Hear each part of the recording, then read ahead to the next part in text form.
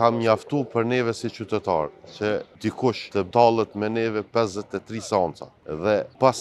kësaj tallje nuk do duhet të tallen të njëjtit me neve. Në momentin që është bë një keqpërdorim i tillë i institucioneve, në momentin që nuk krijohet një zgjidhje për institucionet qendrore, qoftë për presidentin, qoftë për kryeministin dhe qoftë për kryetarin e kuvendit që janë pozita kryesore, në momentin që nuk krijohet një bashkëpunim dhe keqpërdoret në këtë formë mënyra e besimit qytetarëve, atëherë ne do të duhej vetë si qytetarë të ndeshkojmë këto struktura politike dhe të vendosim ndoshta edhe njerëz që asnjëherë nuk kanë qenë në politikë, mirë po pse mos i votojmë ata që janë të përgjegjshëm ose që kanë treguar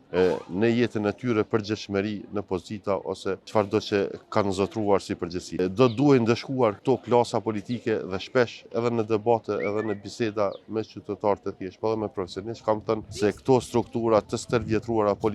janë duke i shkaktuar dëm vendit dhe në këtë formë nuk krijohet